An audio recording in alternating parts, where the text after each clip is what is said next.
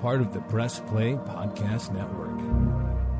Look up in the sky, it's a bird, it's a plane, This is Jason J. Lewis, the voice of Superman on Justice League Action. This is Mark Wade, writer of Superman Birthright. You're listening to The Krypton Report.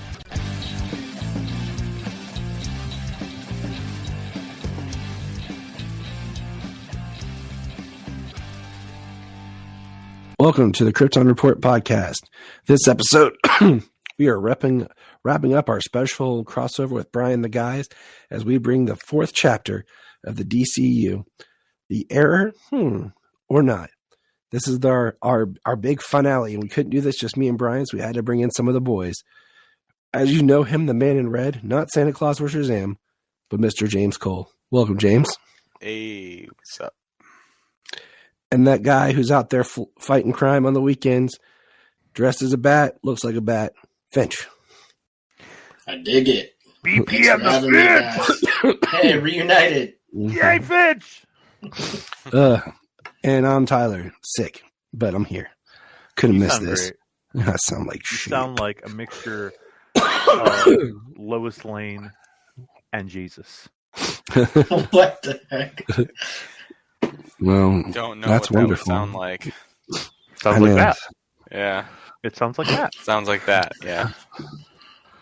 All and right, it's fellas. not like Kate Bosworth, Lois. She was not my favorite. She is. She was my bottom. But Jania, last time we watched Superman Returns, Jania started pointing out some stuff, and I'm gonna next year when we rewatch it, I'm gonna have her give her presentation on how Kate Bosworth is actually a better Lois than Amy Adams. It was very convincing. So I just got to get it recorded. I know I've heard her arguments before, but still, Amy's not very good. But Kate is just, oh, gosh, what the hell?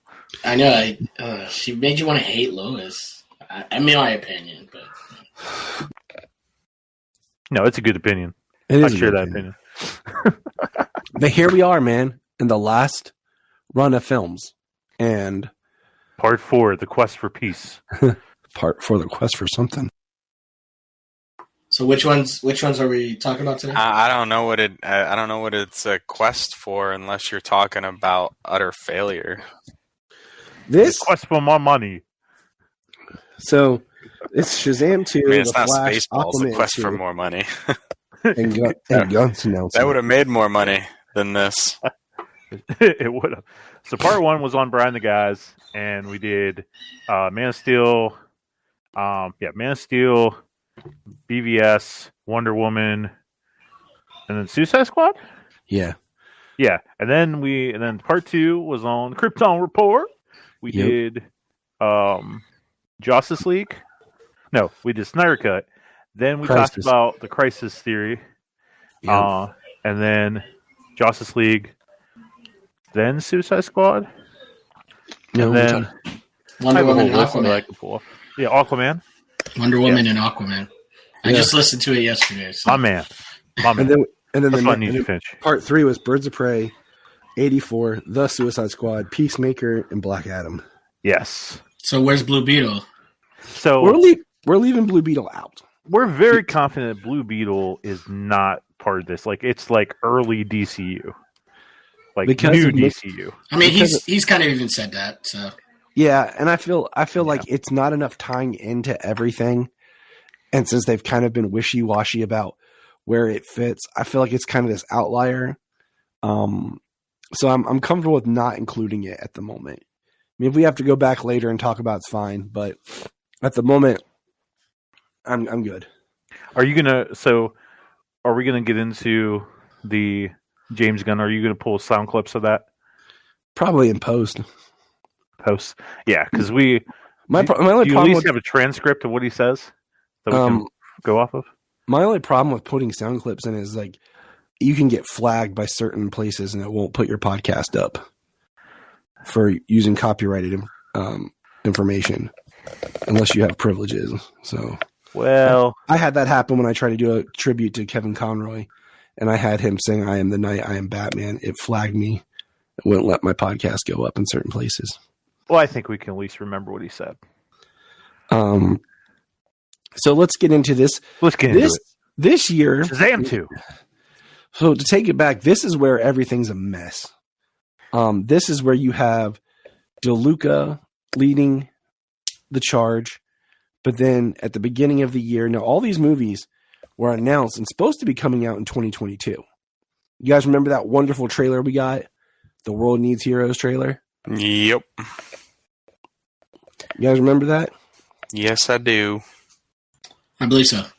It was the one trailer that cut up and had scenes from The Batman, stuff, right? Shazam, Aquaman, and The Flash all in it in one trailer.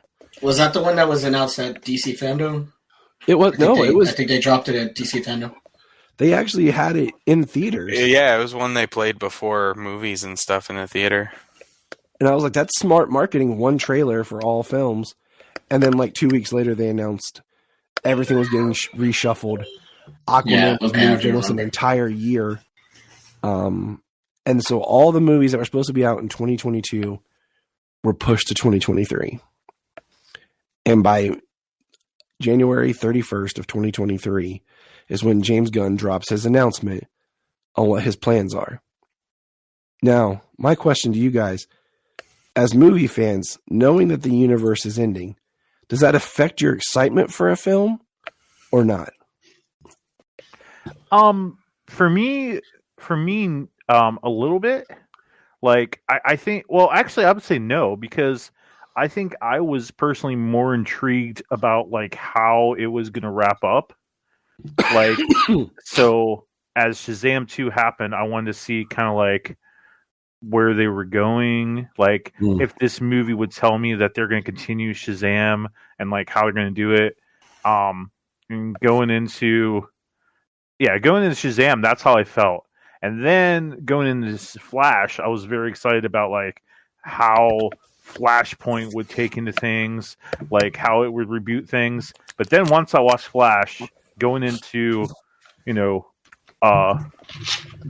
Beetle, even though we know it's not part of it. Going into Blue Beetle, I was very interested, like how that would affect into this somewhat new George Clooney world. But once Blue Beetle came out, no, then my interest was gone because I knew how it wrapped up in the Flash. So once Aquaman 2 came out, I was only curious of like if it would reference something in the Flash. But like, I guess my curiosity just stayed kind of interested into how it was going to tie in wrapping stuff up, I guess you could say. Makes sense. So let's start. Shazam 2 comes out in March. And it really felt like there was no marketing for this movie. Out of all the DC movies that come out this year, I think Shazam had the least amount of marketing. Or even, like, I never saw any merch for this at all. The only thing McFarlane. Only thing I saw was the McFarlane Shazam figure and the McFarlane Wonder Woman figure. That was it. Now, I saw some people post online that certain stores had some Shazam stuff, but I never saw anything. I think the other thing I saw was like a Halloween costume, his new costume. And now I do want to state that all of these films were delayed and then pushed out after COVID. So they weren't like the movies that started right. Like we talked about The Suicide Squad. It finished filming right before the shutdown. So like, and then The Batman was in production, even though we're not talking about that. All these movies were pushed to after COVID. And you can kind of feel it. Because with Shazam 2, okay, let's get into this movie. I've come to like this movie more and more. I've watched it, but I do have some problems with it. My first biggest problem with this film is people said that Zach Levi is doing a different character version. He's not. The difference is there's no Asher Angel to balance it in this movie. Because me and the kids did a double. Absolutely agree. We watched Shazam and then we watched Shazam 2 last week. Or maybe it was 2 I just watched it last night, so yeah. And I feel like because he's just Shazam the whole time, it feels like too much.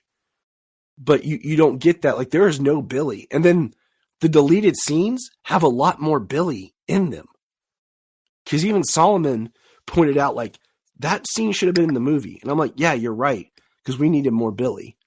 I don't like the whole aging out thing. It doesn't work for me because in the first movie, he's only 14. So this movie's, it's not full. If what the factors that really help you establish a timeline is Mary in college, it really gives us the vibe that she just started junior college, because that was the feel we got from the first movie, to stay with the family. But technically, she should be getting ready to graduate or be in her third year of college. That's where it makes no sense, because why should he be afraid of aging out if Mary's like going into college, like really close to going into college in the first movie? It's like 4 years later. She would be maybe halfway through college already, and she's still living with the family. She's at least 21 because we see her drinking. Right. So, like, she's still living there. Yeah. And there, Freddie even says Billy's only a month older than him. So Freddie would be about to age out as well. And that's never brought up. So, but the issues that they have as the Shazam family feel like the kind of issues you would only have months after getting your powers, not years after been doing this. So that is my biggest issue with this story is I don't mind the subplot of Billy now trying to get into the ability to call Rosa mom. I think that's good. I think that brings back the family, and it brings back the heart of him accepting her as mom. Like, he's accepted them as family, and he's accepting to call her mom. I think that's good. I think that should have been more.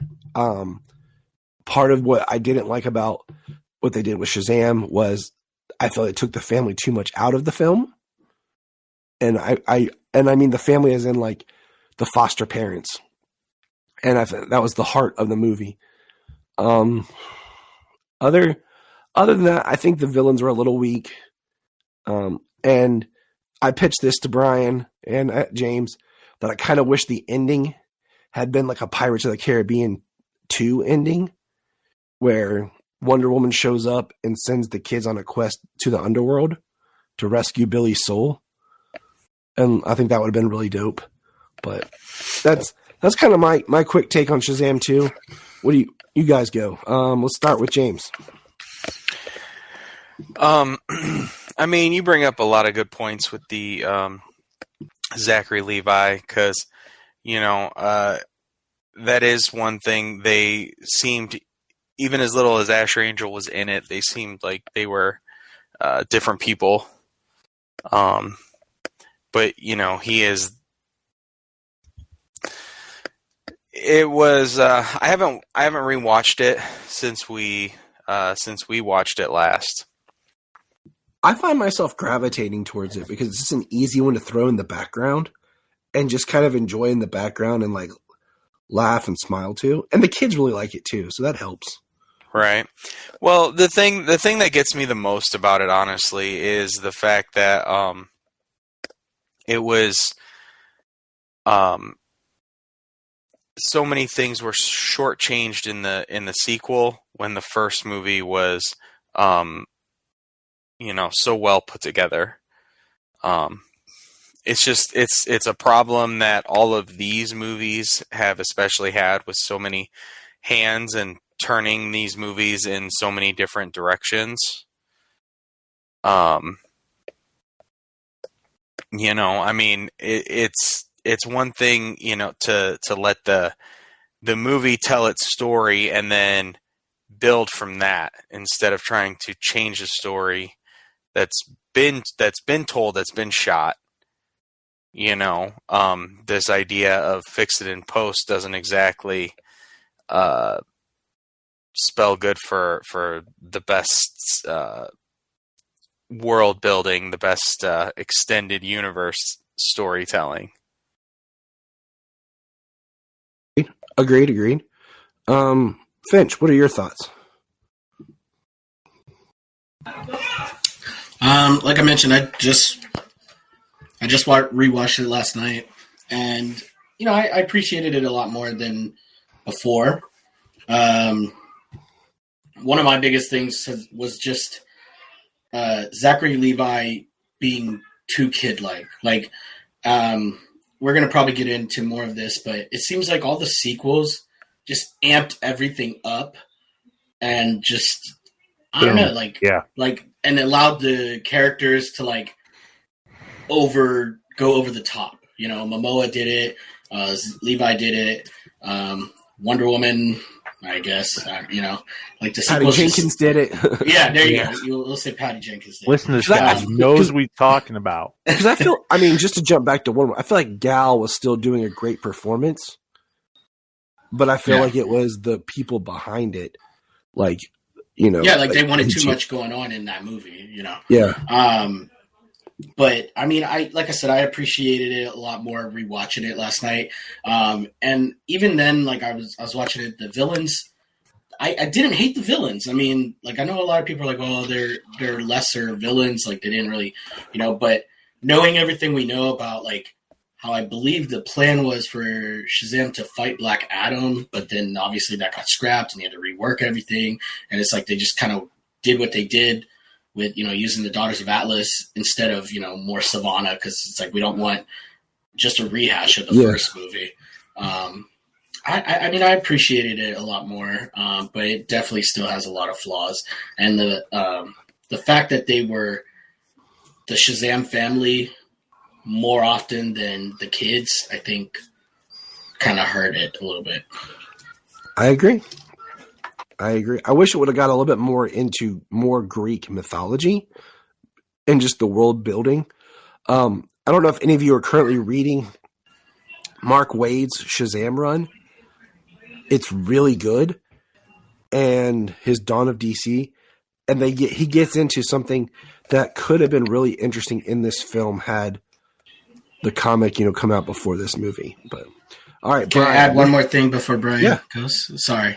No, go for it. Take all the time you want, buddy. Well, my other thing was I did appreciate was the Wonder Woman cameo at the end when she basically revives him, because that kind of touches on James Gunn's announcement. And as you were asking earlier about like how we felt about the announcement coming out, and like did that like drive up our anticipation or like lower it? I feel like just like when she showed up and she was like, oh, there's no more gods. And then she like uses the magic and whatever. It's like, you know, he announced his next chapter being like Gods and Monsters, right? I believe that's what it's called. And so that was, I don't know, like that got my hopes up for what could be, you know, going to happen, but nothing came of it. So. Like keeping Gal and because she's a god, you know? Yeah.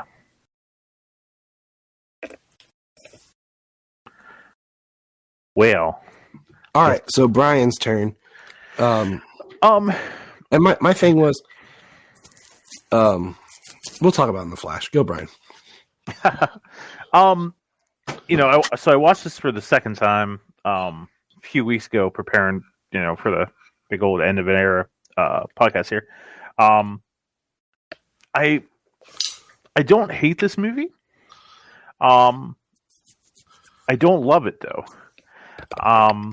You know, like my wife and I, my wife, not a big comic book person at all, but we saw Shazam 1 together, and she absolutely loved it.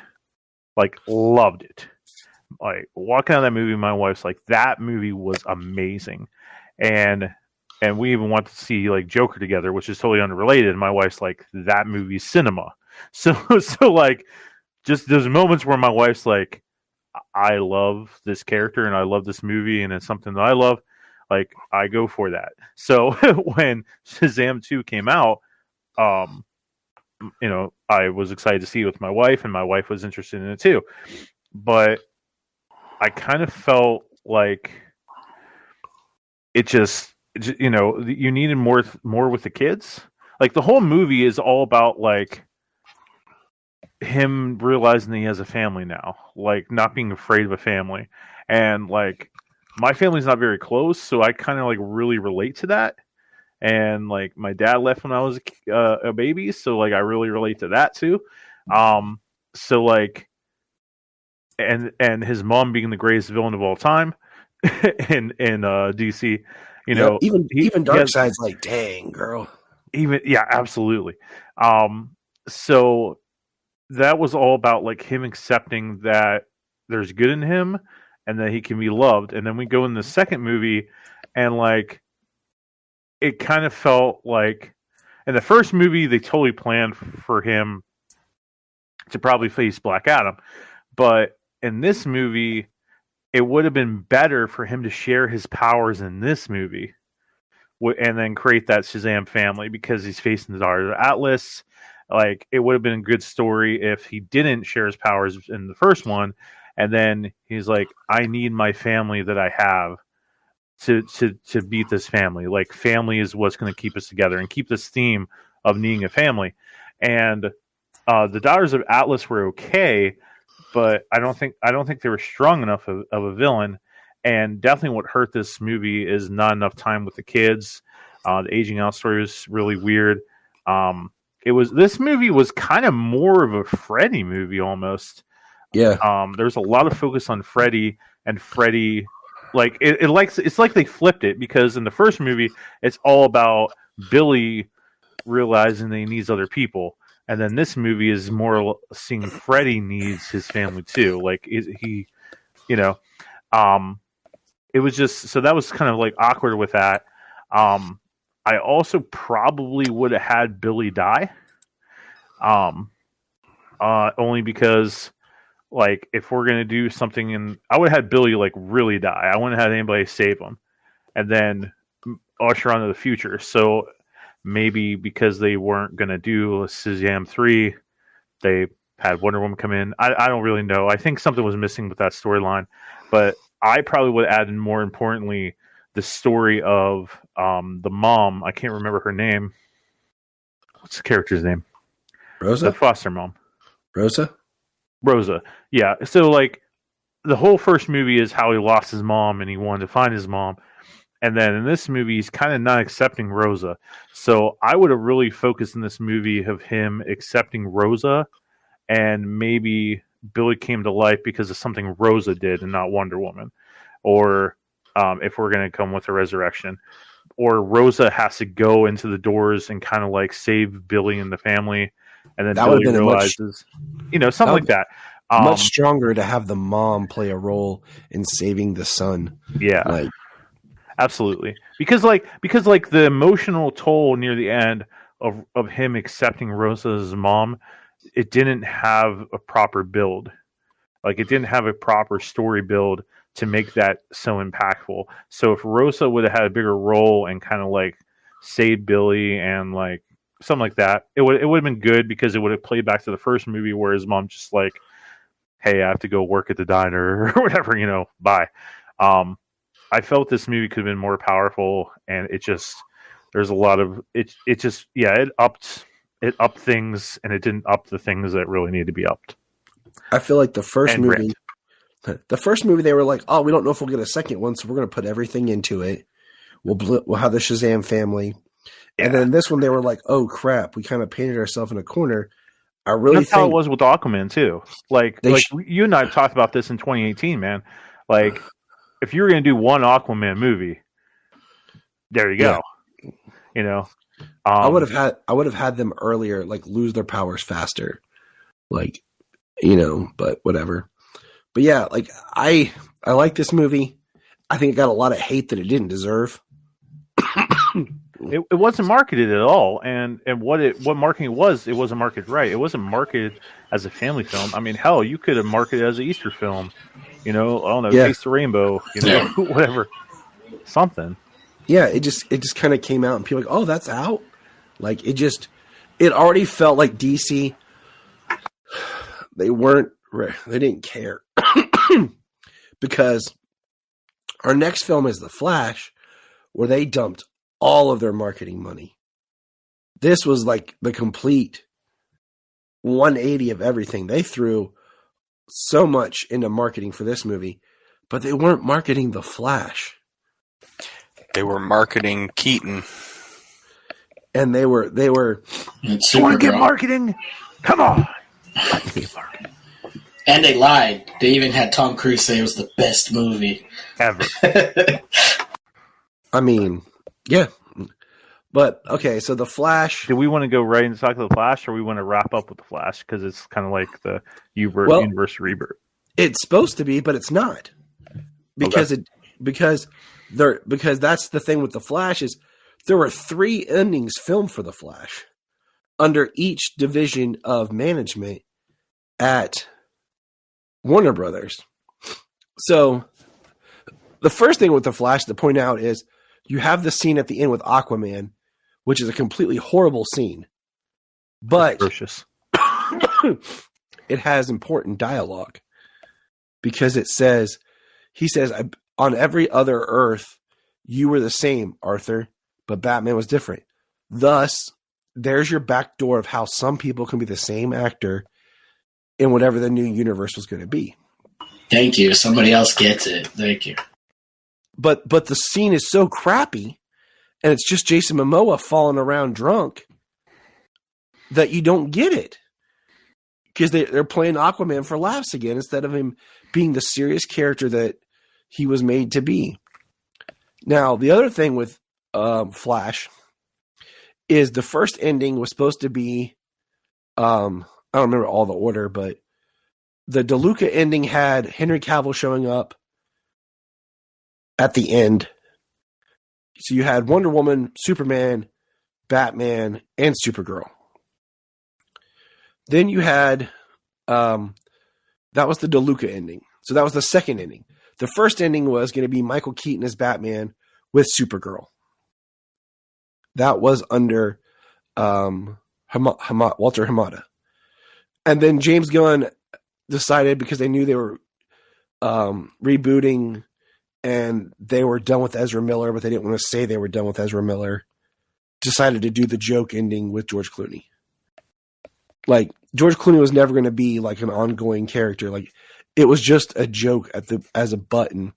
And even then, The Flash wasn't made like we thought it was going to be to really reboot the universe. It was just kind of a ha-ha to go out on. Like, it was not engineered to be the big reboot that we all thought it was going to be. Like that. So those are worth pointing out of just how every film we'll talk about has been tinkered with and messed with somewhere down the line in post. Okay, now here comes the Flash rant. I love the character of the Flash. I didn't mind Which Ezra one? Miller. See? I didn't mind Ezra Miller in Zack Snyder's Justice League. And once again, you can say, like, in sequels, because this is kind of a adjacent sequel, you start turning up the wrong stuff. Just what Finch said. Yes. He knows. He gets it. So, Thanks. this movie went through so much production hell. How many You know, different writers did it have? How many a different lot. writers director? I can't even keep track of it because there's so many. I figured you probably would try. I had it, but then I was reading more. There was people that came in and wrote that I even forgot. Because at one point, Grant Morrison was writing a script for it. And with Lord and Ezra Miller. Morrison and Ezra Miller. You had the Lord and Miller, and then you had the I can't think of his name. I always think he was on Bones. He was David in Boreanaz. Freaks and Geeks. James Franco. He directed the Game Night.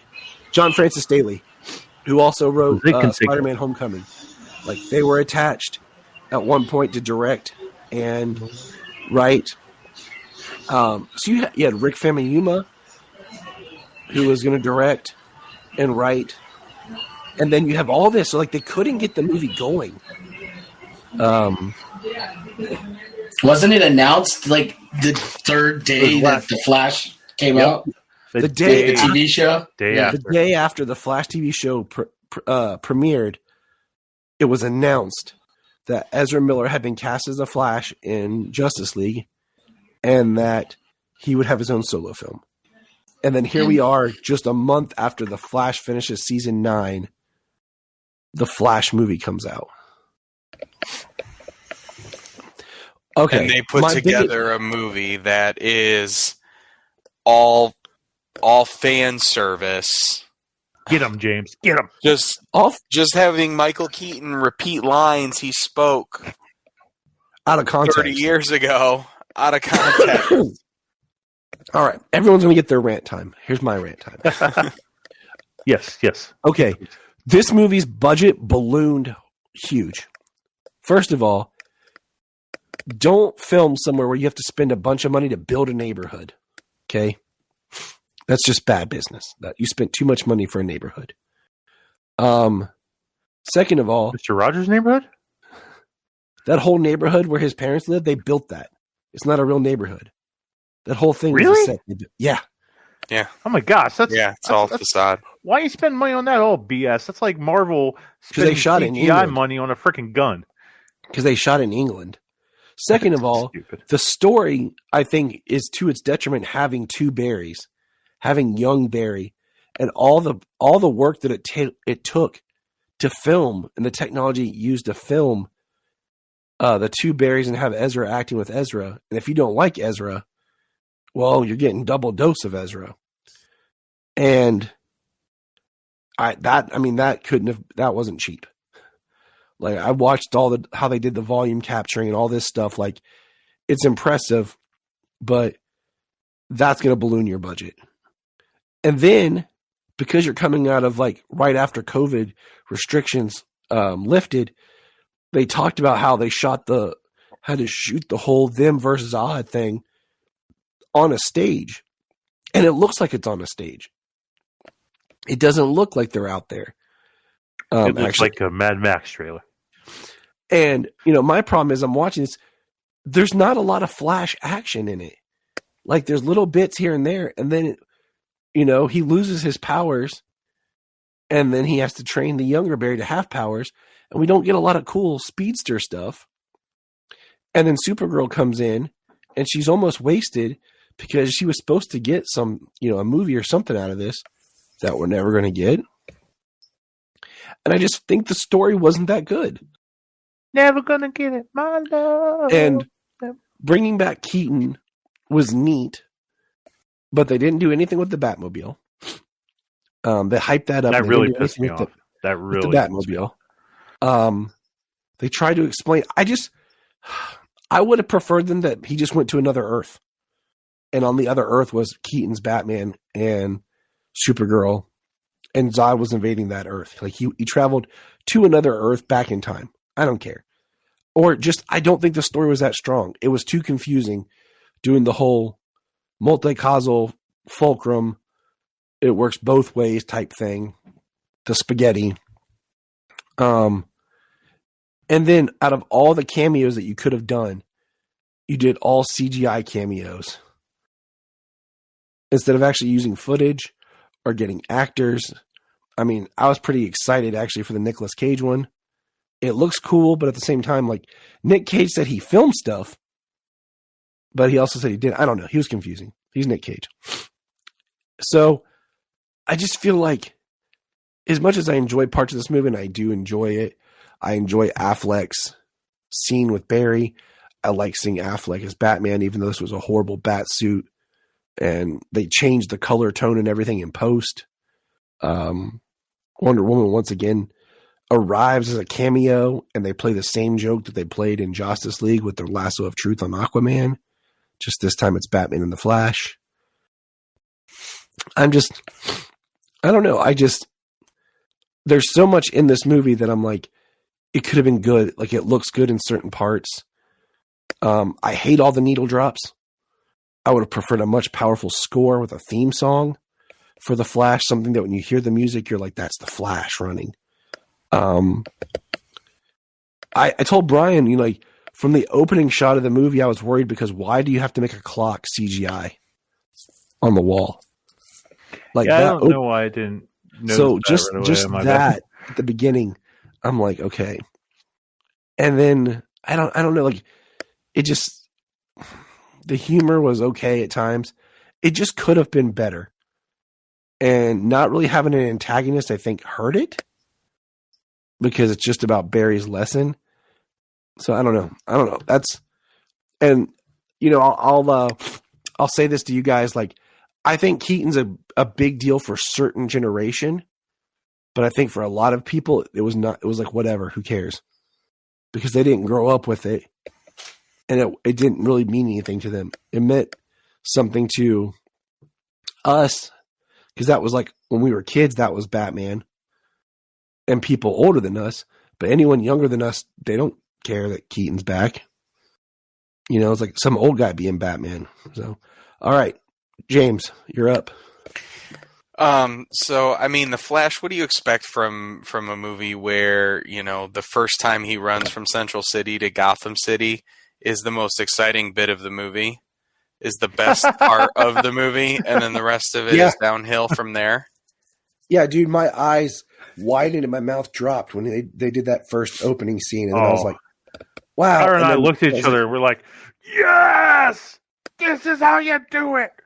And then that was it. And then it just stopped. There's some cool bits, some decent things that were done. I really enjoyed the movie the first time I saw it, and it's okay. I do think there are some really cool bits, some exciting action pieces. It was cool to see Keaton's Batman really get to kick some ass. But other than that, it was just fan service, It was an interesting explanation of time travel. And I thought it was simple enough that people would understand it without too much overly scientific jargon. That would, allow general audiences to just kind of go with the idea. My thing is, make it simple. Just do Back to the Future rules. Everyone understands it. It's so simple. If you don't want to get overcomplicated in time travel. Yeah. I did like how they kind of used the end of the world that existed previously in the DCU with the Black Zero and them trying to terraform Earth into Krypton. There were some bits of it that were enjoyable, things that I liked, but I didn't like the humor, how overly abrasive Ezra had to be, because that's just like one of those things where they turn it up. They turn it up, just the bad stuff. Everything post. I don't want to say post Birds of Prey, because it was in Birds of Prey, but that's also the character that was the focus of that Harley Quinn movie. Yeah. I mean, that is how that character is and how it's portrayed. But everything after that, every character had to be that way. Just extra and over the top. Excellent. It was so. It just I soured on the film a lot since it first came out. All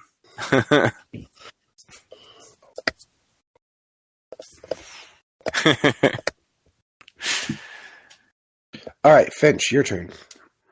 I guess I'm the odd man out, because I mean I have only rewatched it once since I saw it in the theaters. I do own it, but I've only rewatched it once. And I may be in the minority.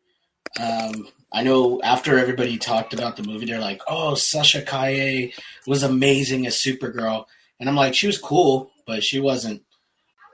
I don't think they did enough with her. Yeah, Michael Keaton. Nope. Okay. No, so they did it. Yeah. Yeah, she was just too moody. Like, sorry. And it's like, you cut Henry Cavill and gave us this. There's a lot of stuff I did enjoy about this movie. Obviously, there's a lot of stuff I didn't enjoy. The CGI was good, but it wasn't great. And then it was at times horrible. Definitely towards the ending. They relied way too much on it, so they couldn't really pull it all in. Yeah. Yeah, and then the ending, we're expecting these cameos because it's the multiverse, all this stuff. And like you said earlier, like everything was CGI. And I did like the two Barrys, their dynamic, because it's like, because we've been on this journey with Ezra Miller's Barry Allen, and we saw how he was, and then he points out is this how it is when everybody meets me, kind of thing, yeah. So I thought it showed some growth. I don't know. Michael Keaton kicks ass, so that was cool. Did you guys watch Titans when Beast Boy traveled the multiverse? Yes, in the red, right? Yeah. Yes. That was handled so much better than the way they did the multiverse in this film. Because even then, though they weren't able to get cameos, they were able to use clips and sound and stuff that made you feel like it was real. Compared even in the CW, when they would cut to an Earth that was getting destroyed, you would at least have the characters look up and be like, "Oh crap," what I mean? Yeah. So it's just if this movie had been in production and then had to, for example, and I bring this up again, The Batman was in production for 18 months because it started filming, shut down, COVID, then started again, and then Robert Pattinson got COVID. They had to shut down and then start again. Okay. And that movie looks seamless. Okay. If this movie had started filming, shut down for COVID, then started again, there's some more leeway I would give it for certain things. I'm like, okay, I understand. Because of the restrictions of movies that were if you want to watch a horrible film that you can tell was shot right as the COVID restrictions lifted was Death on the Nile. That movie is shot with some bad CG, and you can watch the spaces, the spatial arrangement of the characters, of how they're 6 feet apart and everything. You can tell that movie was as soon as COVID was restrictions lifted, they were filming. If this movie had been like that, I would allow some things to slide. But there's some choices made in this movie that I'm just stuff that was done that wasn't even funny. Like the tooth, and then having to glue the tooth back in. It's not even funny. And then ending on the damn tooth. It was so horrible and stupid. And then when was Barry's mom Latino? How is Ezra Miller Latino? Are we not even going to address that? Hey, she was awesome in the movie, though. She was awesome. She was one of the best parts. Yeah. If not the best. And his relationship with her was a strong part of the movie that I enjoyed. So, all right, the Bry. It's his turn. Let him have it, Bry. Oh, hey guys. I love the Flash and Green Lantern more than I love Superman and Batman. And I've been waiting for a Flash movie forever.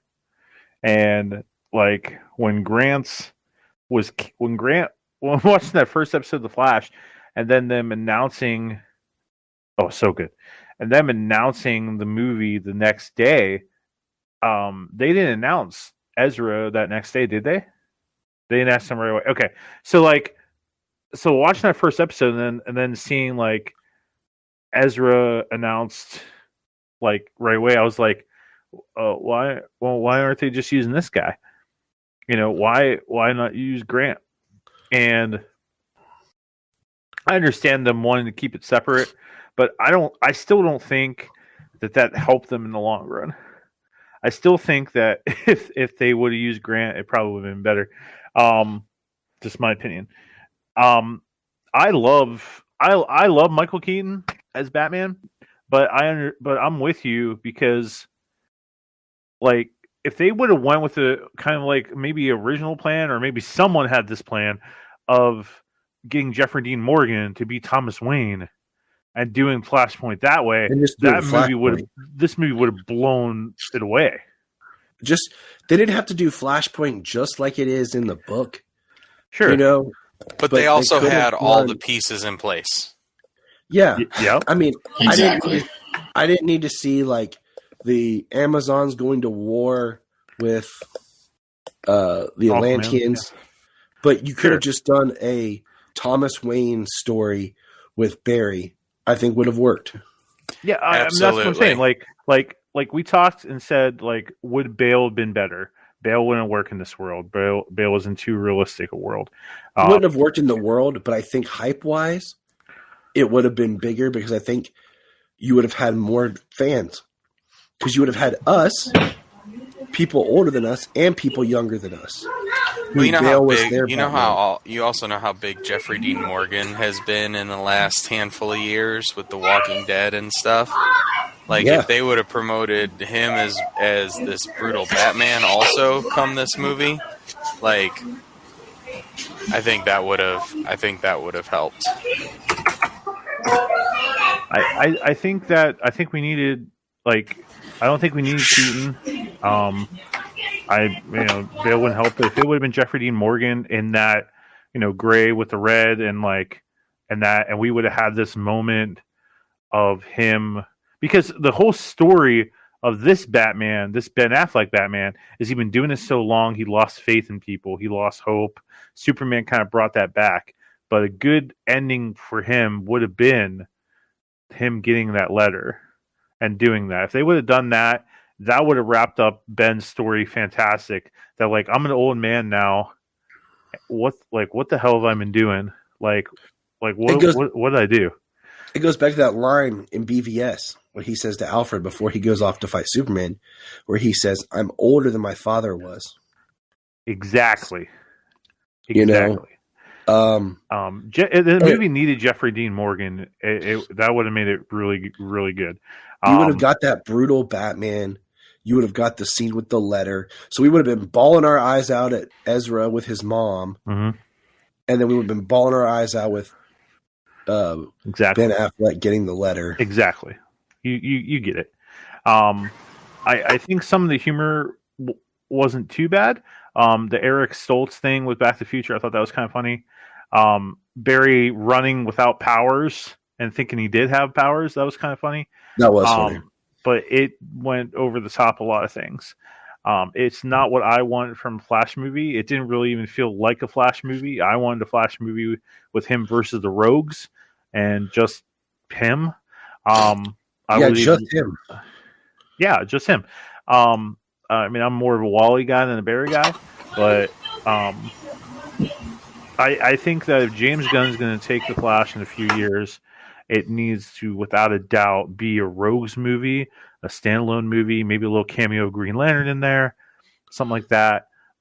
This movie didn't deliver on anything that it needed to do, period. It didn't reset anything. It didn't give us anything. It gave us this little thing with Aquaman that he could be Lobo in some universe. Like, it didn't deliver on anything it needed to. Like, even Michael Shannon, the amazing actor that Michael Shannon is, one of the best parts of the movie, because he's just so good as Zod. He looked awkward at times because of CGI. The CGI was just trash. He didn't really get to shine very well. It was just kind of like in there, like we need something for Barry to do, like a threat. The best part was the stuff with his mom. That was it. And if they would have released this maybe on Mother's Day, maybe it kind of like would have hit better. Yeah.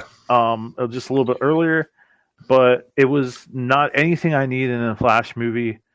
I did like seeing Keaton again. It was good to see Keaton, but you didn't do anything with the Batmobile, so it didn't feel like you really needed Keaton, like at any part of the story.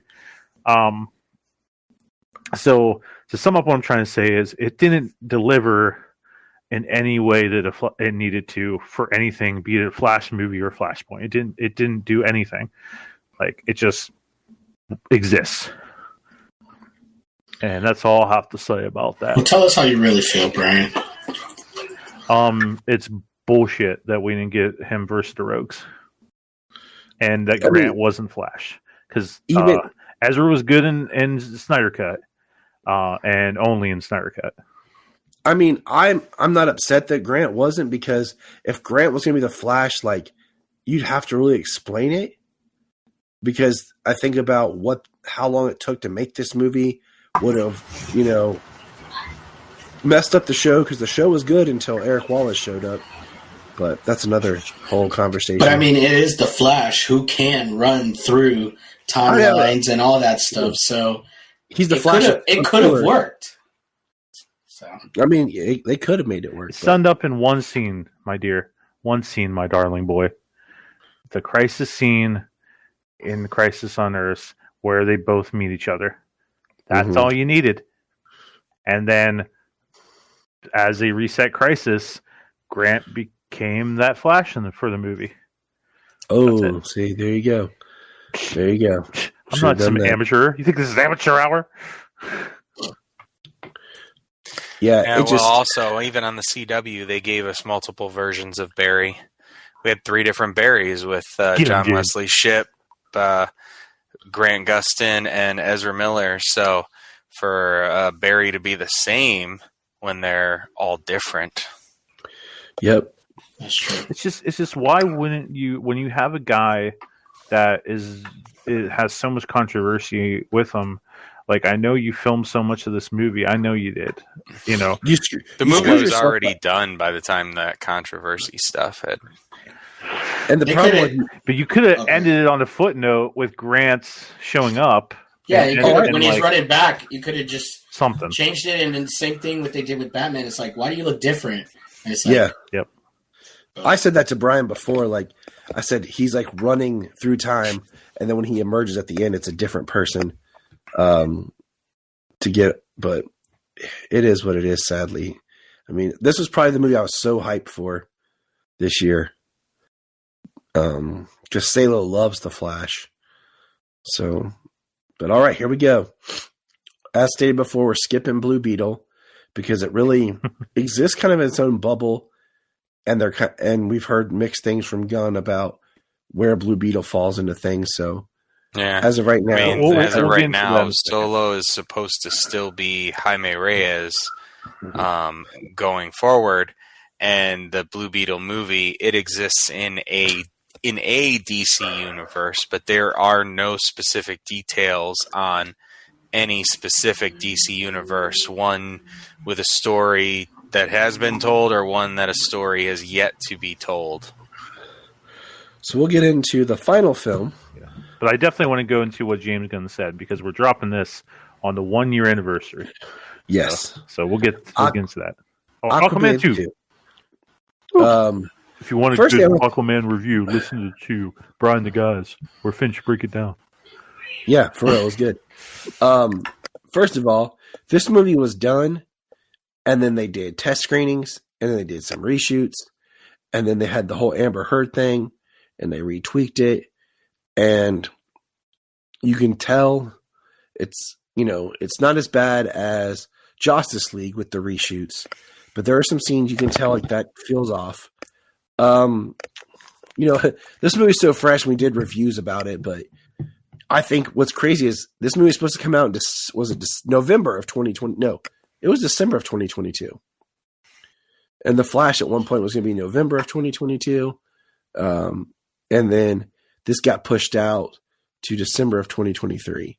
So this movie was done, and then they did some reshoots and edits, and they stripped out.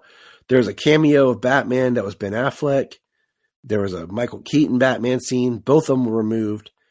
Any connection to the bigger DC universe from this movie was removed. So it makes it really feel like a standalone film. But you can tell it was tinkered with. And like Finch said, they went to Momoa with this movie. Instead of keeping him reined back, they let him just be him. And you go back and you watch him in Zack Snyder's Justice League, he's got a really good character. And then you can see how that character evolved into the Aquaman character. In this movie, you start to see less of the character and just start to see more of just Jason Momoa. And it's sad because there are some scenes that are really good, but then there are some scenes where he just goes a little too much. And there's a lot to say, but we both said it all in our reviews. I've only watched the movie once. I wanted to get back to the theater to see it again, but haven't.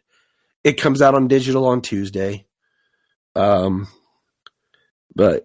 yeah, it was never designed to be the last movie, the button on the DCEU. It just ended up being that in the shuffle. So, all right, James, you go. Well, just the idea, like, how many connections did this movie have to the overall DC universe to begin with? How many were taken out? How many were shot only to be taken out?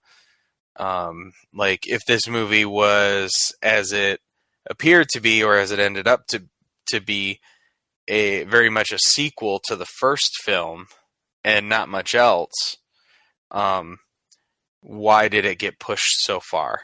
Like, why couldn't it have come out before The Flash or anything, like, in the shuffle? So, I enjoyed the movie for the most part. I think a lot of it was the effects. I mean, There was that huge thing where things got pushed was because of effects houses, and there is a lot of effects in this movie. Yeah. Quite a bit. I mean, there was a lot in the first one. I mean, it's basically Aquaman movies. Both of them are basically Star Wars underwater. Quite a bit of effects. A lot of different creatures, beings. Same thing as the other ones. You can see some reshoots, some close-up stuff that was clearly done on like a soundstage or in front of a green screen. Things that looked unfinished, and other things that looked like they've probably been finished for a while, and that unfinished stuff was reshot. Like, it's just, it's upsetting to see how mismanaged the entire property has been, trying to change up every step of the way. First trying to take everything out from underneath and substance out of every Zack Snyder film, to taking his movie away from him. Same thing with David Ayer. Just every single step of the way, every movie, knee-jerk reactions, to all the way to this point. It literally never stopped. Every single movie was like an answer to the last film. Like, oh, well, what do screeners say we should do with this movie? Instead of actually making a movie, what is going to bring the most people in instead of a good movie? What crappy quip, what crappy, short-term thing is going to bring in people for this one movie instead of, building up an actual universe and trust in the brand instead of damaging it every step of the way?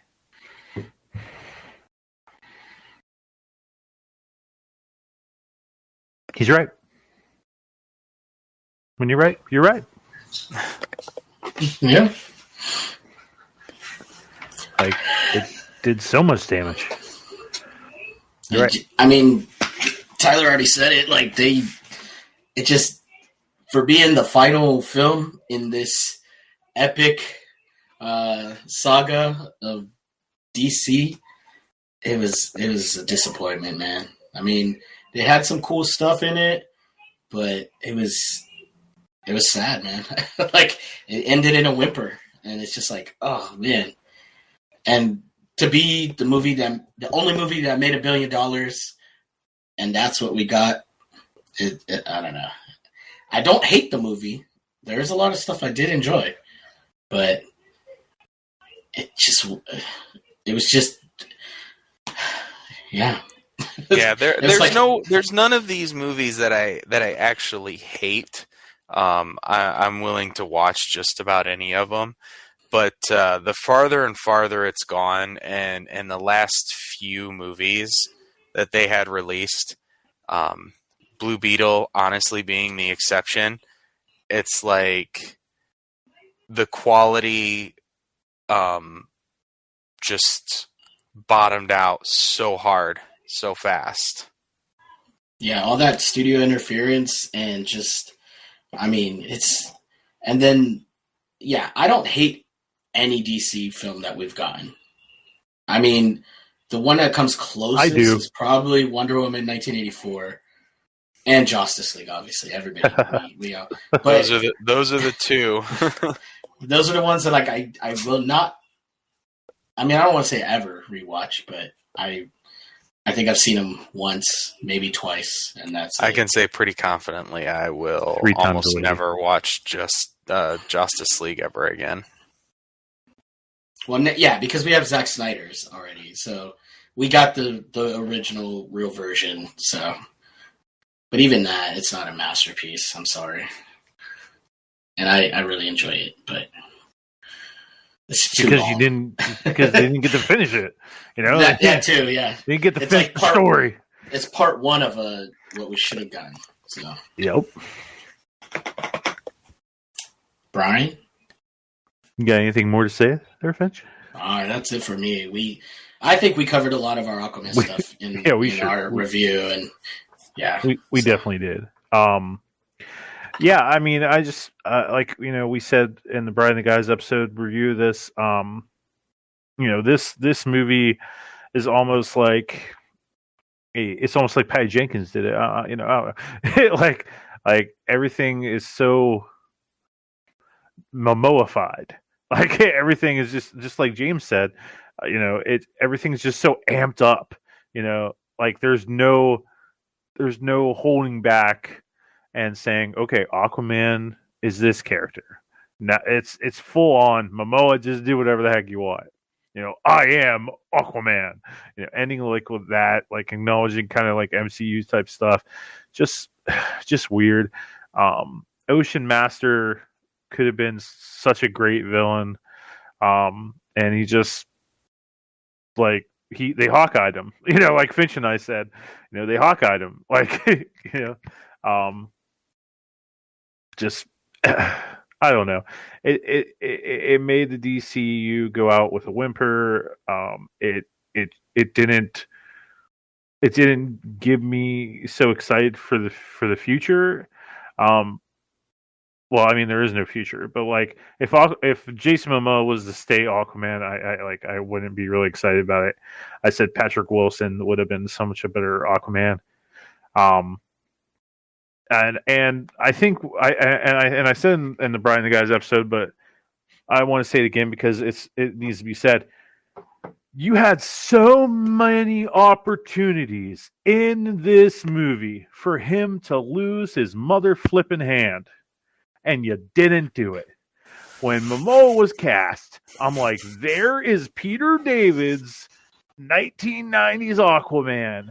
Like that's it. He's got the armor, the shoulder armor, not wearing a shirt because that's how Zach intended it. Because Zach knows what he's doing.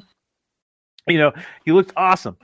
And what the hell? Why didn't he lose his hand? Like he could lose his hand saving his son. Like why didn't you do that? Like it's your last movie. Who freaking cares? Like you can do it. Just do it. Just let me have the harpoon hand. Let all the fans have the harpoon hand and have him be the Aquaman of the 90s that he was probably intended to be. And they didn't kill the baby. They didn't even kill the baby, man. Come on. Kill the kid. Or kill Mara. Do something. But it's just, there's so many opportunities. So this was without a doubt just a waste of opportunity to at least end on something strong. Like this is your $1 billion movie. Like this is a sequel to your $1 billion movie, and you gave me a movie that only made like 160,000. Do we want to say that James Wan gave up? He tried, okay. Right? That's a good statement because I just feel like the studio took over, did their thing, and because Dolph Lundgren said that there was a cut that he saw of the film that he liked, and he wished they would have kept to that. So we know that one had a different cut of the film. His original one wanted to do a whole universe of Atlantis and all the different races. Kingdoms. The Seven Kingdoms. Yeah, all the different kingdoms. Like he wanted to do his whole thing. He wanted to make this like Lord of the Rings Under the Sea, you know? Like he wanted to make it so huge. And yeah, like studio involvement. And that's the end of my rant there. So, all right. But so I have that pulled up of what James Gunn said if we want to tear it apart. Yep. So Brian, go ahead and give us some of what James Gunn said. All right. Let's tear it apart word for word. Hey everybody, I'm James Gunn. Are you James Gunn?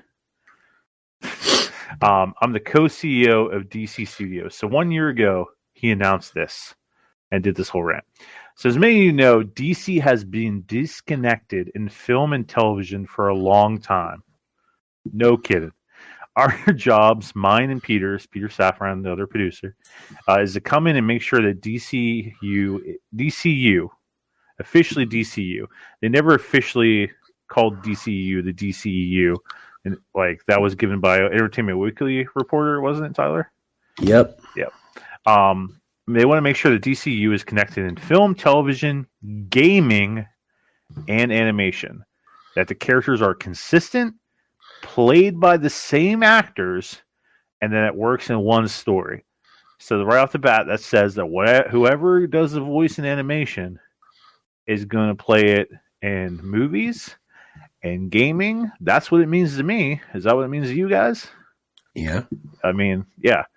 And it works in one story. If something is outside that, like Matt Reeves' Batman or Todd Phillips' Joker or Teen Titans Go, it's clearly labeled as Elseworlds, outside of the mainstream DC continuity. So right off the bat, he separates Matt Reeves' Batman and Joker movies, separates all off the bat. Way to go.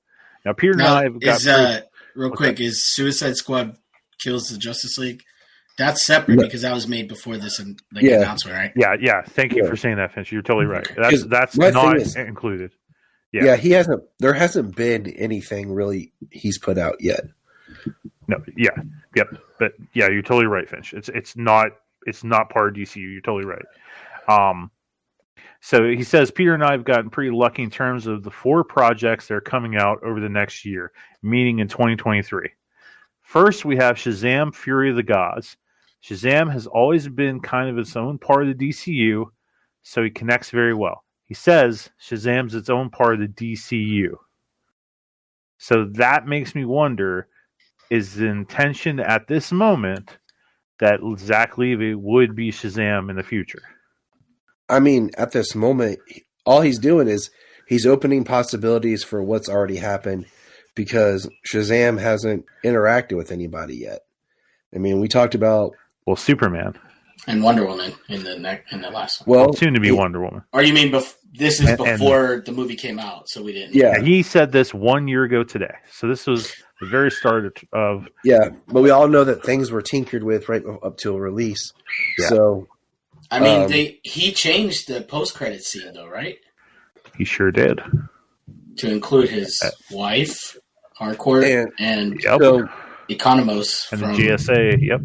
Yeah. Because, I mean, the original post-credit scenes, they wanted the actual JSA members, but Dwayne Johnson wouldn't let them have the JSA members. So, I mean, all this is just kind of that Hollywood spin of wait and see. Like, if it works out, then yeah, we could keep him around. But if it doesn't, yeah, we can move on. Yeah, I guess so. They says that moves directly into The Flash, a fantastic movie that I really love that resets the entire DC universe. Bull to the shit. Then to move into Blue Beetle, a fantastic film. He likes saying fantastic a lot. A fantastic film about a kid who's a marvelous part of the DCU, and that's all he says about Blue Beetle. It's a fantastic film about a kid who's a marvelous part of the DCU. That's all he says. and then into Aquaman 2, which leads directly into our next few projects, which I'm going to tell you about now. So he barely says anything about Aquaman 2, only that exists, and that Blue Beetle is a part of the DCU. That's all he says. So he doesn't acknowledge that, Aquaman, he doesn't do any of that. Then he goes in and says, "So Peter and I, along with a group of very talented writers, have started to map out an 8 to 10 year plan for what DC Studios will be in film, television, and gaming. The first chapter is called Gods and Monsters. Now this, and what I'm about to tell you, is the part of the first chapter, but not the entire first chapter. The first project is Creature Commandos, which we should get this year, right? Yeah. Am I right? We should. Okay. The animated series, he's written all the episodes as of a year ago. And something we're going to do a little bit different in DC is we're going to have the characters move into animation, out of animation, usually having the same actor play their voice as who plays them in live action, which I think is a fantastic idea. I think that works great. I'm excited to see David Harbour as Frank's son. Hell yeah. Didn't they announce the dude that played Crossbones? He's going to be in there too? As somebody? Not who he is yet. Yeah, he's Rick Flag Sr. Oh, yeah? Nice. Okay. Yeah. Help me out, guys, if you know stuff. Frank Grillo. Yeah, there he is. Yeah. Sorry, I couldn't remember his name. Frank Grillo, yes. Says next up is Waller. This is the story of Amanda Waller, played by Viola Davis, one of the very best casting that ever happened for DC. Viola Davis is going to team up with members of Team Peacemaker, and this story created by Crystal Henry, who did Watchmen, the show Watchmen, and Jeremy Carver, who created Doom Patrol. It's a fantastic story that's out of this world, and I can't wait for people to see it. That might happen this year too. Jeremy Carver also created something called The Tick, and also worked on Supernatural. The Tick, awesome. Supernatural, awesome. Didn't Jeremy Carver also showrun Doom Patrol? Yeah. Yeah, he said that. Yeah. I got faith in that one then.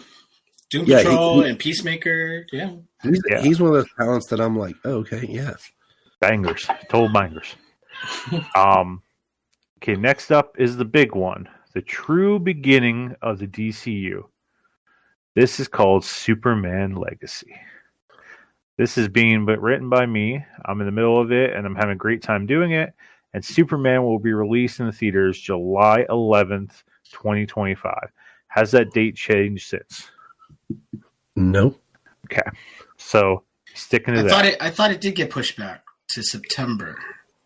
No? Nope. No, I don't think so. No, it's not pushed.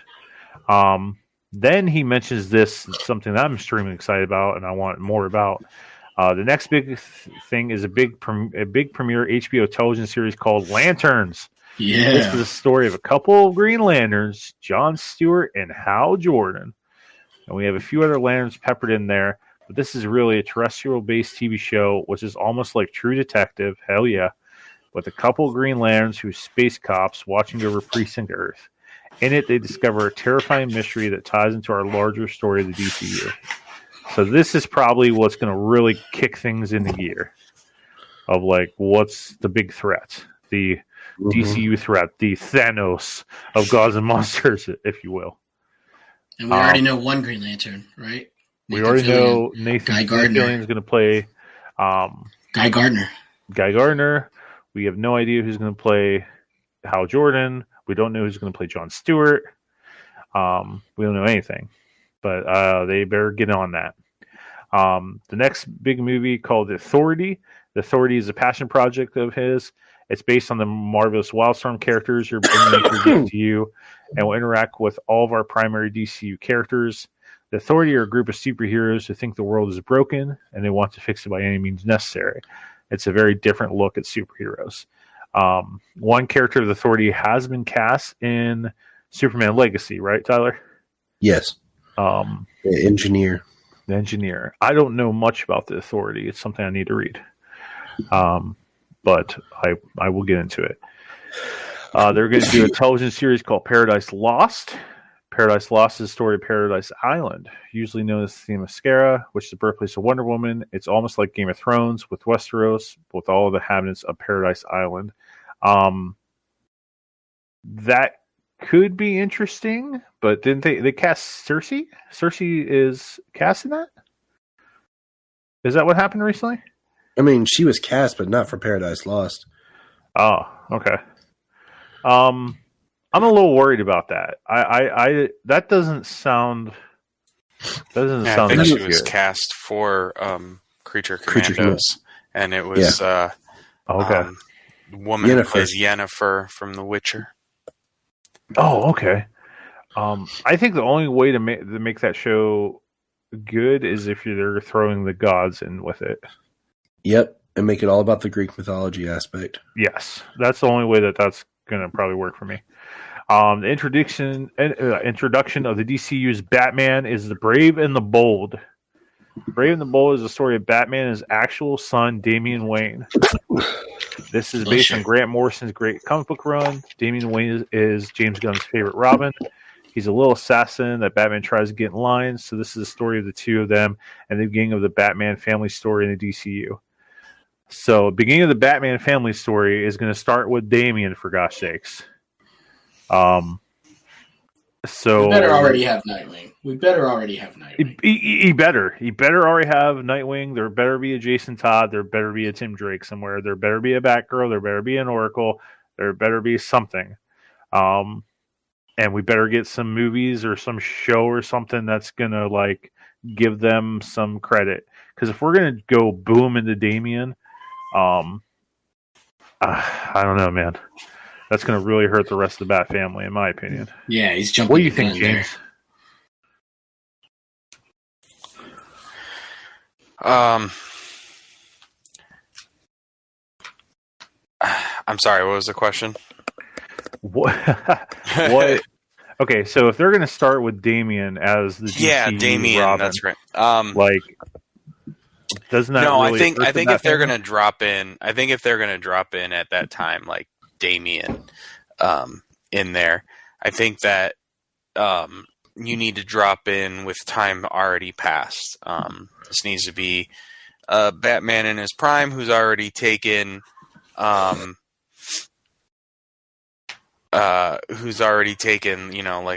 like you said, other Robins under his wing. I think that cutting out and eliminating it, if you give more room for these other characters to come in, you just offer up more stories to be told. You can have these characters interact. You can we definitely need a Nightwing. We need a Dick Grayson. I like Jason Todd. I like Red Hood. Yeah. I think they need a Red Hood in this universe. I'm okay with starting with Damian if you've already given me, like you said, there's already the Bat family established, and they're already there in some form. Yeah, like they do, like how Marvel and Sony did with the Spider-Man movies. It's like you already kind of have Spider-Man established, So give us this and have Batman established. I already have the Bat family established. We're meeting Damian. And then you could bring in the other characters and be like, yeah, this is my protege, my adopted son, and just as he's introducing them to Damian and stuff, There's a reason why Bryan and I have talked about this and why I like the idea of Damian. It deals with the term legacy. Sure does.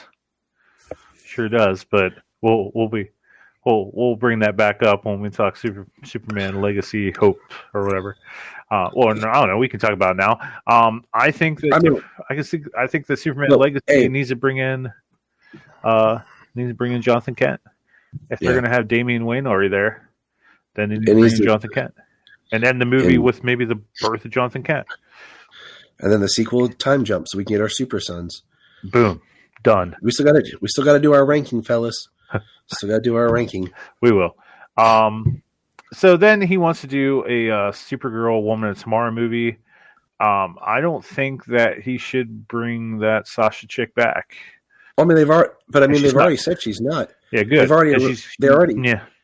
they already put out the list of the 3 top contenders right now. I'm going for Meg Donnelly. I like her. That's kind of where James and I settled. The one girl, I can't remember her name, but she was on Lock and Key. She'd be my number 2. My number 2 would be the chick from House of Dragon, but it's just because I haven't seen Lock and Key, so I don't know that other chick like that. She was on Lock and Key and she was in Coda. But the other girl who was on House of Dragons, she's not Supergirl to me. Let's who would really be good? A Supergirl. Meg Ryan. Who? What? She's so old. Meg Ryan. Hey, but Meg Donnelly did play Supergirl in an animated series. So She did. I don't She's know. the voice right now for the Tomorrowverse, Supergirl. So I'm just giving you guys crap. You know, he's He's gonna do Swamp Thing. It's already being worked on. It's a very dark horse story. The origins of the monster is Swamp Thing. It's totally outside the rest of the DCU. It will feed into the rest of the stories.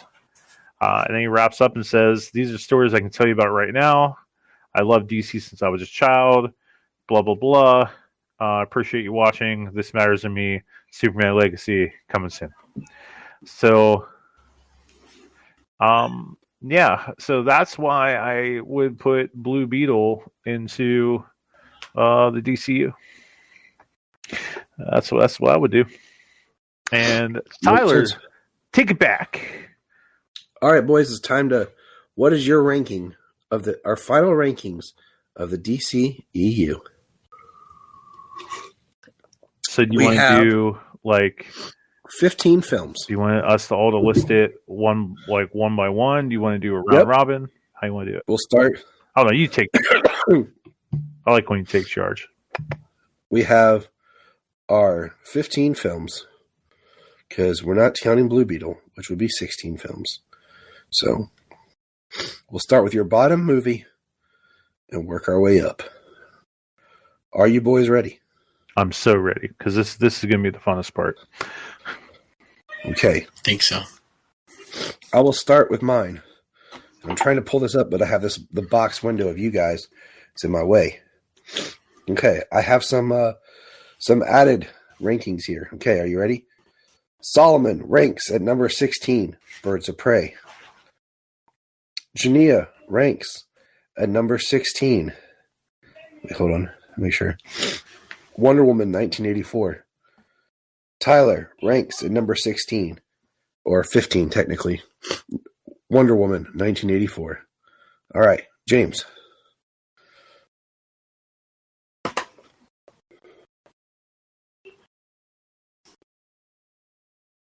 Justice League. Okay. Bryan.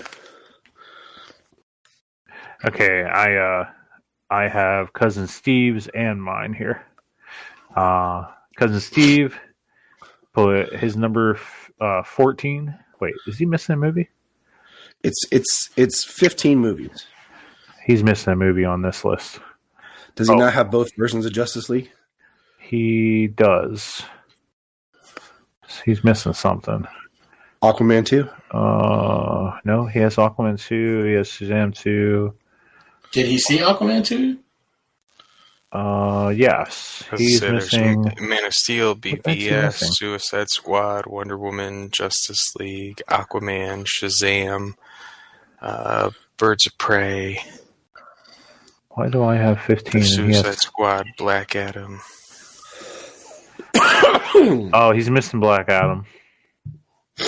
Oh, no. Well, you can just throw that at his bottom 15. Okay, that's his 15. Okay. His bottom 15 is Black Adam, I guess. Yep, there we go. My bottom 15 is Wonder Woman 84. Hands down. It's Abomination of God. Finch. Wonder Woman 1984. All right, the majority has it. Wonder Woman 84 is the worst film.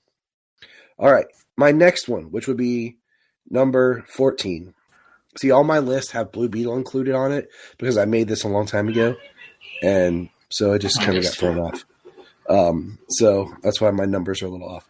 All right, so Jania's number 15 or number 14 is Justice League. Solomon's is The Suicide Squad because he's never got to watch it, and mine is Justice League. James, 1984. Bryan, and Cousin Steve. All right, Cousin Steve's number 14 is Justice League. And then my number 14 is Justice League. Finch. Bryan saw my list a little bit beforehand, but I had changed it right before this. Oh. And Justice League is mine too. I mean, I think everyone's bottom two is kind of the same. Has to, like, yeah. You know, even other people I've heard ranking them. But I'll put Justice League on in the background before I put on Wonder Woman 84. All right. The next one. Number 13. For Jania, it's The Suicide Squad. For Solomon, it's Suicide Squad. For me, it's Suicide Squad. James. Suicide Squad. Bryan and Cousin Steve. For Cousin Beeves. He hates that name, I know. I know that's why we're using it. Is Suicide Squad. And mine is Birds of Prey. Finch. Well, Bryan took mine. Mine's Birds of Prey. Harley Quinn. I know Finch and I know it's going to be pretty close. All right. So the next up for Jania is Suicide Squad. For Solomon, it's Justice League. And for me, it's Birds of Prey. James. For me, it's The Flash. Ooh. Ooh. All right. Bryan. Cousin Steve, number 12 is Shazam! Fury of the Gods. And my number 12 is Suicide Squad. All right, Finch. Shazam! Fury of the Gods. All right. Next. You're my boy, Finch. Number 11. Number 11 for Jania is Birds of Prey. For Solomon, it's Wonder Woman 84. And for me, it's The Suicide Squad. James. Shazam! Fury of the Gods. Ooh. For Cousin Beeves, he put Wonder Woman 84. That high? Boggles my mind. Well, he also said Deadpool is a better comic book character than Batman. He's family, so I got to keep him around, but good God. And then my number, we'll be on number 11. My number 11 is Shazam! Fury of the Gods. All right. Here we go. Next. What about mine? No? Oh, sorry, Finch. Mine is Aquaman and the Lost Kingdom. Interesting. That is interesting. But okay. I will say I have my Aquaman somewhere, but upon further review, I might move it. But okay, so the next we're on number 11? 10. Sorry. Jania's is Aquaman: The Lost Kingdom. Solomon's is The Flash. Mine is Black Adam. James.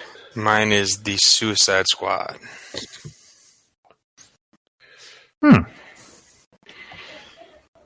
Finch.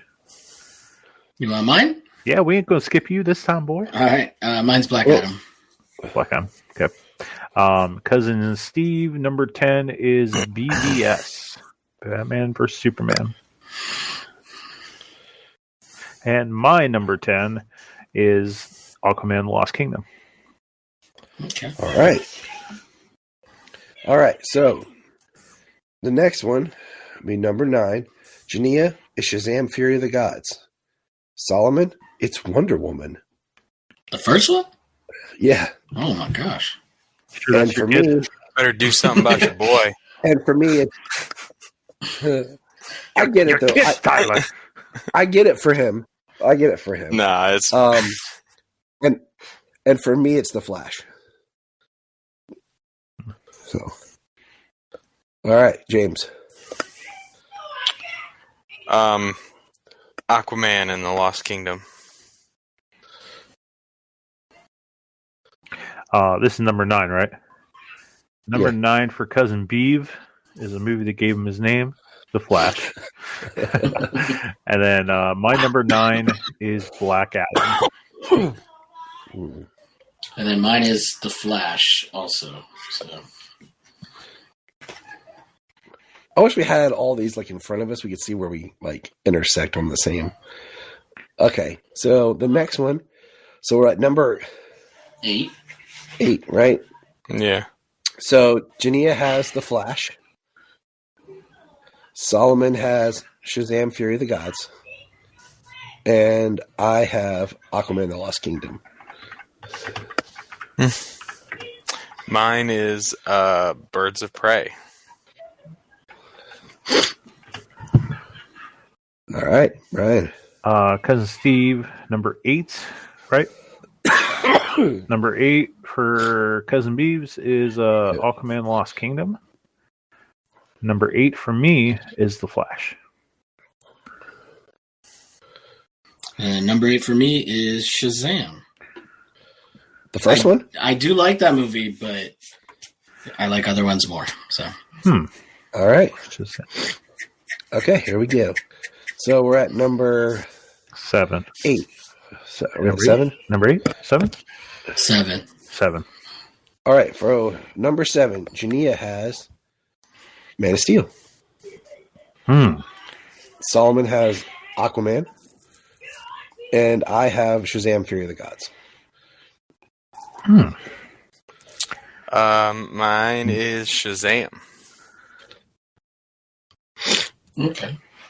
Cousin Beeves is Shazam. And my number 7 is Batman v Superman, Dawn of Justice. All right, Finch. Mine is Suicide Squad.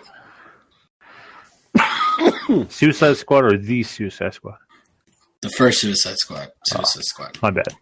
Will Smith. All right. Ah, So next up, number 6. number 6, Jania has BVS. Solomon has BVS. I have Aquaman. I have Black Adam.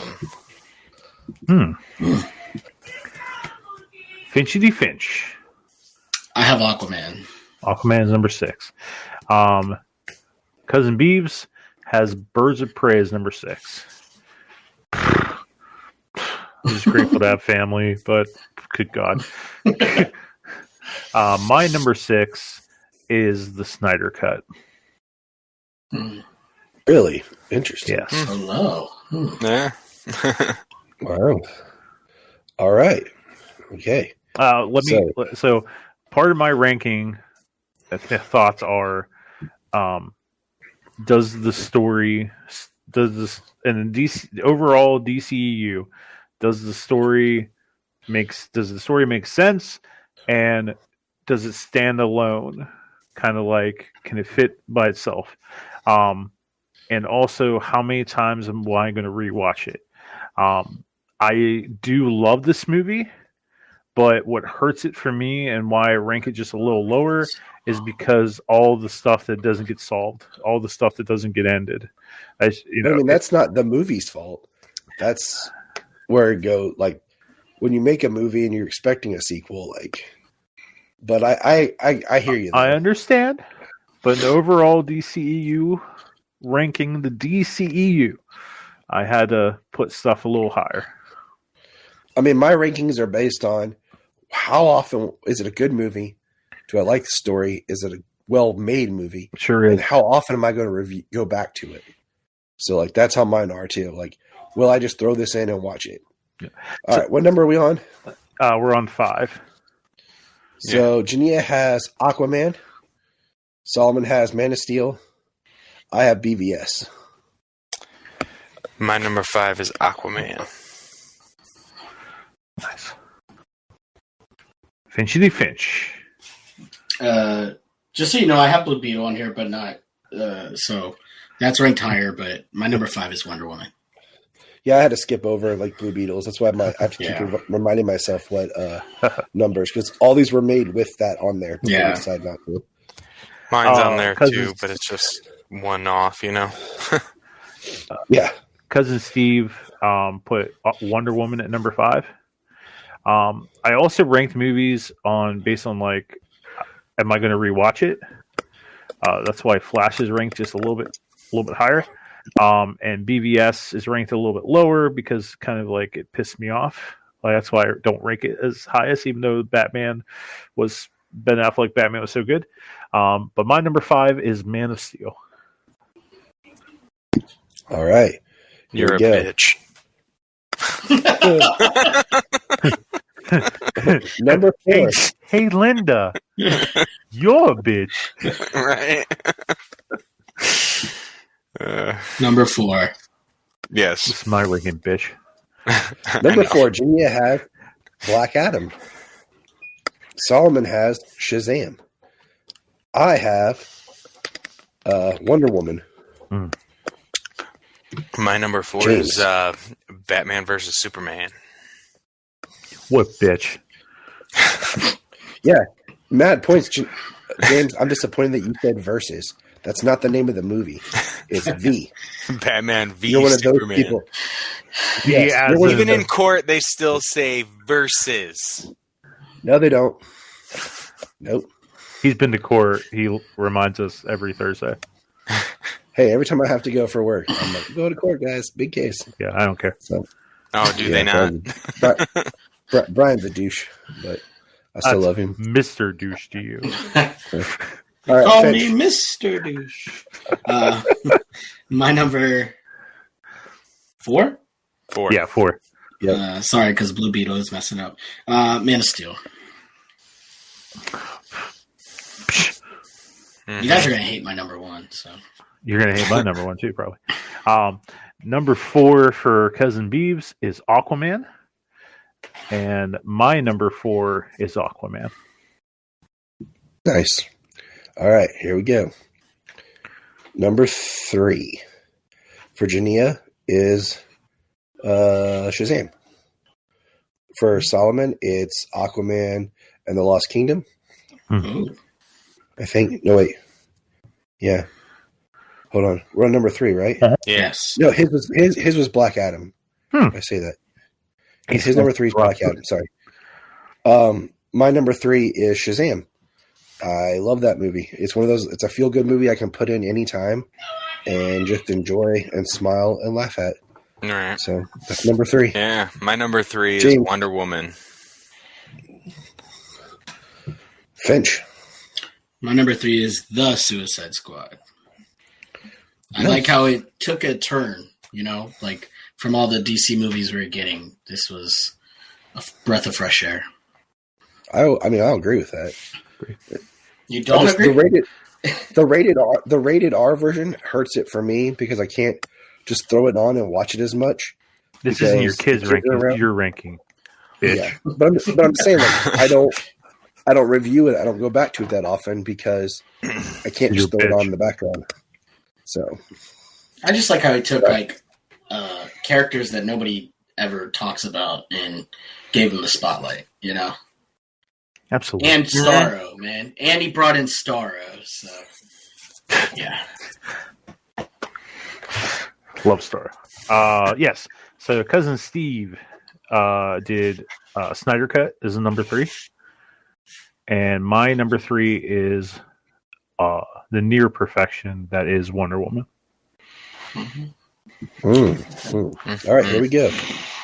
Number 2, Top 2. Jania, is Zack Snyder's Justice League. Solomon is Aquaman and the Lost Kingdom. Yeah. Didn't you already say No, because I said the wrong one. Solomon loves Like- that movie. It's ranking It's everything. on there twice. Yeah, I flipped it because I had to compensate for Blue Beetle. My number 2 is Man of Steel. My number 2 is Zack Snyder's Justice League. That's my number 2 also. Zack Snyder's Justice League. Cousin Beeves, his number 2 is Man of Steel. And my number 2 is Shazam 1. I love that movie. The humor in it is just fantastic. Zach Levy is great. I love Shazam, period. Just so much heart in that movie. And his mom just abandoning him, and him going off immediately to go and just Shazam, I'm going to go save my real family. Screw you, lady. I love it. It's great. I agree. All right, here we go. Number 1s. Jania's is Wonder Woman. And she gave a beautiful explanation of how important this movie was for women. And once again, my wife will get on these really beautiful tangents, and I wish I would have had something to record it because I didn't have my phone with me. But she talked about how it meant a lot to her, and then now having a daughter, like how having a strong female character in film is important. Solomon's number 1 would be Zack Snyder's Justice League. And my number 1 is Zack Snyder's Justice League. My number 1 is Man of Steel. Bitch. I feel like that's an obvious one, right? Well, I'm just waiting for your number 1. Yeah, Brian, I could have predicted that for James. Yeah, probably. On day 1. Yep. I love that freaking movie. I have multiple copies. I have 2 copies. Yeah. I probably actually have more copies of Zack Snyder's Justice League at this point, but that's just because of how crazy staggered the release was and everything for different versions and different copies. Technically, I bought 3 copies of Zack Snyder's Justice League. Because I bought the digital, I bought the 4K, and I bought the DVD. I bought the Blu-ray from Amazon.uk. I bought I got my 4K. I bought the 4K when it came out in September in the US, and I bought it digital when it dropped digital. All right, what's Cousin Beeves say? Finch, what's your number 1? No, go ahead. Okay, Cousin Beeves' number 1 is the Suicide Squad. Now we'll go to Finch. We'll break up Brian because we're all waiting to see. Mine is Batman v Superman: Dawn of Justice. Ooh, full time. I know. It's one of the worst movies on this list. It's not. No, it's not. Movie. No, it's not. I saw that movie 5 times. Not in the in the least. I debated people left and right about this movie, why I love this movie, and it's the first introduction of the Ben Affleck Batman. I feel like people who are like, Superman's so mopey, yada da da da, and it's like, no, dude, you don't understand what he was going through. He's just trying to be a good person and save people, and everybody's just giving him shit, like how we are in this world. We just do everything, we can't appreciate anybody, you know what I mean? And I just love this movie. I'm sorry. Plus, there's a character named Finch in the movie, so she dies, but Senator Finch. You don't have to be sorry. It's a great movie. I love it. I mean, it's another one of those Snyder makes epic movies and then they try to cut them down. And that's to the detriment of the story. Because even the expanded version, I still think there's more deleted scenes and more story that he had for that film. And I feel like it kind of should have been engineered to be 2 movies. Mm-hmm. And I think we would have gotten a better story. And we would have gotten a better response if you had made it into 2 films and had the first film focus on Batman v Superman, and then the second part be Dawn of Justice, and then it starts with Batman and Superman together, and then you introduce Wonder Woman, and then that's when you bring in Doomsday. But all right, Brian. The biggest bad thing was Doomsday in that movie, I think. Shouldn't have happened. All right, Brian. So the process of elimination. While watching these movies over again, I can't tell you how many times I added this dang list. So many times. I had Snyder Cut number 1 for a good while. And then I I even had Man of Steel at number 1 for a little bit, and then Wonder Woman, like just adjusting and stuff. And my number 1 is the Suicide Squad. The Suicide Squad. See, you know what? You did it. I wasn't gonna say it. I thought we were gonna be all good, and I'm just you're wrong.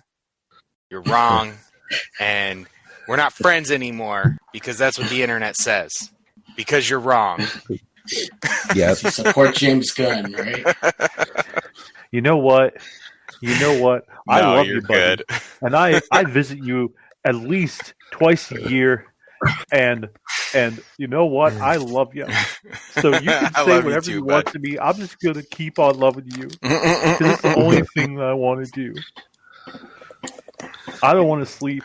I don't want to eat. I just want to keep on loving you. Your number 1 DCEU movie can be the Suicide Squad. We're all good. And it is because like it's just it's kind of like Finch said, it's a breath of fresh air.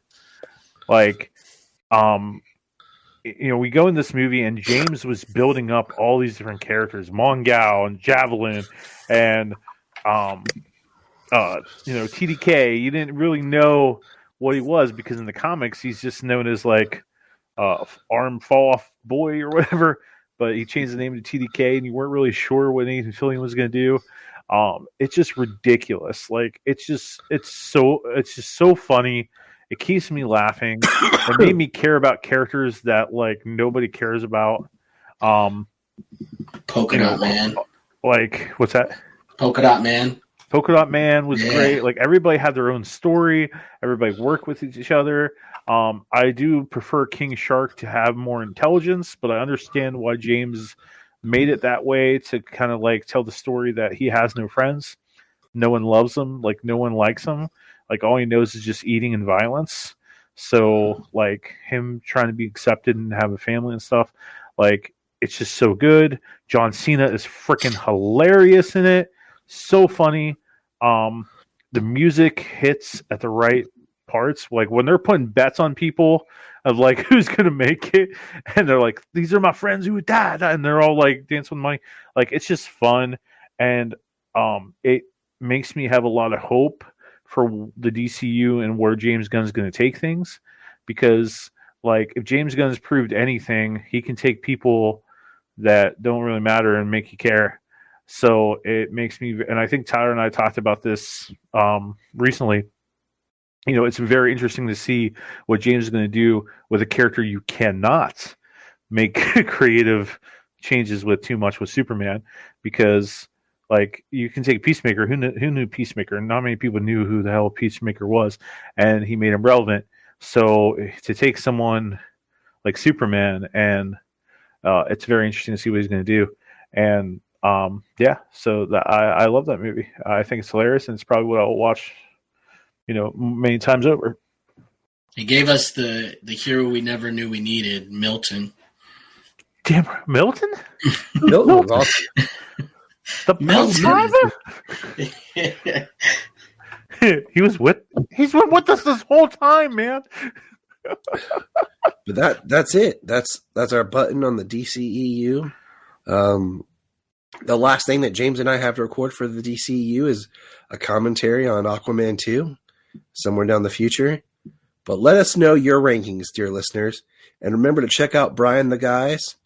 Bri, thanks for being here. Finch, good to have you back, man. Thank you, James, awesome sweater. Thank you. And remember,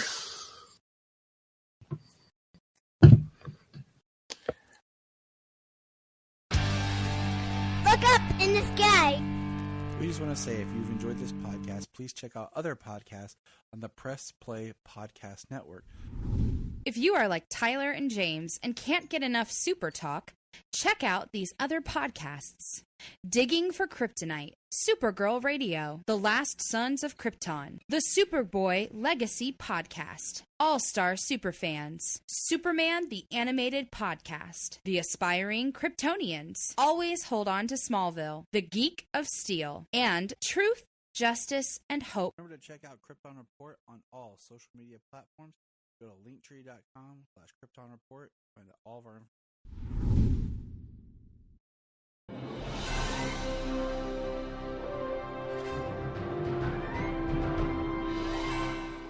What's up, everybody? Chase Smith here from the Chase Smith Podcast and Cavs on the Break NBA Podcast. And I'm JD, host of the Hyman Podcast, part of the Press Play Podcast Network, and we are super excited to bring you a brand new show starting next Tuesday, the Fanfare Podcast. The Fanfare Podcast is all about your favorite movies and our favorite movies and the best moments in cinema. To help guide our discussion, each episode will feature one classic, and we will grade this movie using a report card-like scale A through F. We're going to be grading categories like acting, directing, cinematography, the score, and even the movie poster itself. And when we're not featuring a movie report card, we'll be sharing our movie rankings, franchise deep dives, actor and director interviews, and everything in between. Movies have been a major part of our lives, and we cannot wait to share our thoughts with you. Our premiere episode will drop Tuesday, June 27th, and JD and I will be reviewing Raiders of the Lost Ark in preparation of the release of Indiana Jones and the Dial of Destiny on June 30th, the fifth installment of the franchise. Join us on the Fanfare Podcast, available on Apple Podcasts or wherever you listen to your podcast. Hello, Brooks here with the Books with Brooks monthly book club podcast. Here's how Books with Brooks works. We read one book a month, and then we talk about it. Classics like Stephen King's The Shining, debut novels like We Are the Brennans by Tracy Lang, and tons of other compelling, life-changing stories, one book and 1 month at a time. So come read along with us, and then listen in. Here at Krypton Report, we believe in the power of podcasting, the power of speaking your voice and speaking something that comes from you. So here's a couple of podcasts you can check out with people sharing their voice. I am Bryan Peters, the creator and host of Gravely Amusing. For the past 30 years, I've studied the history of gods and monsters in pop culture and our world. As a student of theology and history, I've tried to understand evil and its impact on us. As a writer, I've tried to share this knowledge. As a comedian, I've tried to make people laugh as I do it. But as a man-child, I'm still that scared 7-year-old boy. Join me as I share the history of horror and sci-fi, discuss classic and modern pop culture, and share a creepy story or two. This podcast may scare you, it may horrify you, or it may leave you gravely amused. Listen to Gravely Amusing on Apple Podcasts, Spotify, iHeartRadio, and wherever podcasts are found. Follow us on Twitter at gravely_amusing or on TikTok at Gravely Amusing. Hi, I'm Taria Maynard, and this is my co-host, Jania Patrick. We're a couple of sisters in Central Ohio who created a podcast. Our podcast is called The Confessing Heretics. The basic premise of the podcast right now, as we see it, is we're going to talk to you guys about our stories in religion, would you say? This podcast is about sharing our truths, our religious traumas, and our histories. We'd love for you to join us on our journeys as we talk about our pasts and discover more about ourselves along the way. We will be featured on Facebook, Instagram, TikTok, and YouTube. Just look for The Confessing Heretics. We have a $1 Patreon. Yes, I know everyone asks for money, but our $1 Patreon each month gets you commentary tracks for releasing movies, DC movies. It gets you my requel series where I pitch ideas about movie sequels, prequels, or whatever. It also gets special bonus episodes of whatever else some of the friends of the network chime in and drop. So check that out for $1 a month. That's all we ask. Keep it cheap, keep it simple, and help us keep going. Check out the link in the show notes or Patreon Krypton Report. Follow the link in the link tree or in the show notes below, patreon.com/Krypton Report. This is Dan Jurgens, and if you want to have a good time, keep listening to the Krypton Report.